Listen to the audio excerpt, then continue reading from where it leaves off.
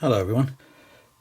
So you're looking at my glow in the dark dice.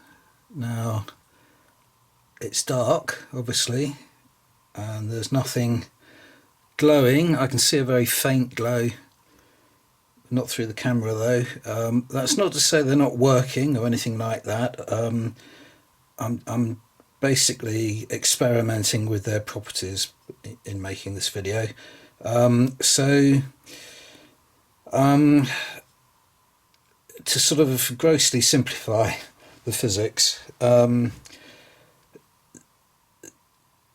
order for dice to glow, they really need one of two properties, and they're both the properties are luminescence, branches of luminescence. They could be fluorescent, which means that were I to shine a light on them that has a higher energy than visible light, they would fluoresce. In other words, they would give off their own light. Now, that's no use for glow in the dark dice because you want them to be glowing in the dark and not while you're shining a light on them.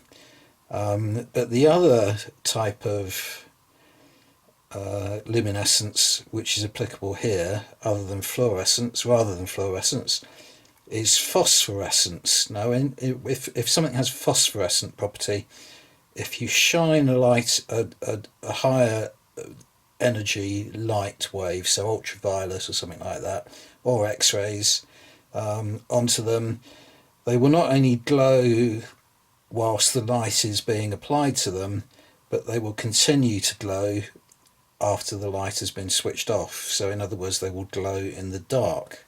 So that is what I'm going to sort of try and demonstrate in a number of ways here now. The first thing I'm going to do, which I don't think is going to change the properties of the dice, well no, it certainly won't, is I'm going to switch on the night vision, if I can. There we go. So I'm shining basically this is looking at them through an infrared beam, so they're reflecting an infrared beam off. Now, infrared is a lower energy than visible light, so when I switch the night vision of the camera off, there shouldn't be any change, and there isn't. So now I've got an ultraviolet torch which I'm going to switch on and shine it onto the dice. There we go. So I'm going to leave that on. It probably needs to be on for quite a long time to impart any energy to them.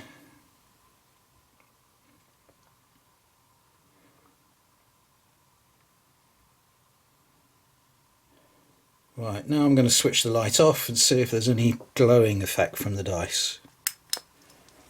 And to an extent there is. So not brilliantly visible, and you can see the glow is already diminishing. So what I'm going to do now is I'm going to take these dice away and switch the camera off, take my dice down to my UV resin curing equipment that I've got to cure resin from 3D printing, and expose them to quite a lengthy amount of ultraviolet light, and then show you the result of that.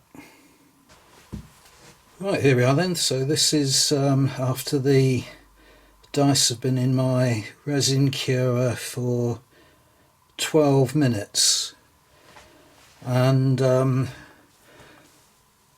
all very visible. You can see the rolls in the dark, but obviously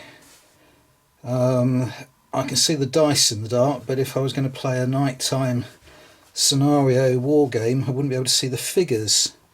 So next I just want to see what they look like with the night vision on my camera. There we go. So they're really no more visible than they were before, if you know what I mean. The glow isn't really helping me see them. It's the night vision on my camera that's helping me see them.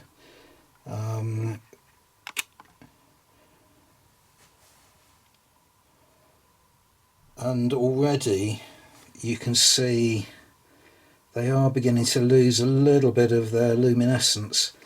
So someone was commenting, I'm sorry, apologies, I forget the name, but someone was commenting about when you do use glow-in-the-dark dice, you always need to have a second batch kind of being exposed to ultraviolet light in the background, so that you've got sort of permanently charged dice, if you would. But overall, I'm pretty pleased with this. That one there is losing a lot of its phosphorescent already, isn't it? The whatever that is, D8 is it? Yeah, overall though, I think I'm going to invest in quite a lot of glow-in-the-dark dice and use them for a game of force on force with my Falklands War figures, because most of the actions in the Falklands were fought at, during the night, to sort of try and make it look as realistic as possible. So I'm going to do that. But just to say on the property of phosphorescent, it's basically what happens when you shine a high energy light onto a luminescent substance, is that you excite the electrons and they rise up into a higher band of energy. Now, with a fluorescent material, the minute you turn the light off, the electrons fall back from... Oh no, beg your pardon, not the minute you turn them off, it's while it's happening. They're constantly falling back from the higher energy to the lower and giving off light in their own right that way. Whereas if you have a phosphorescent material, there are these things called electron traps between the bands. So some of the electrons get trapped in between the bands and then they kind of fall back to the lower energy band in their own time, as it were. So the glow continues after the excitation of the UV or X-ray light has ended. But yeah, they are now, these ones now, it's only been about a minute, hasn't it, and they're already fairly dull to the eye. Let's put the night vision back on. Oop. Push the wrong button.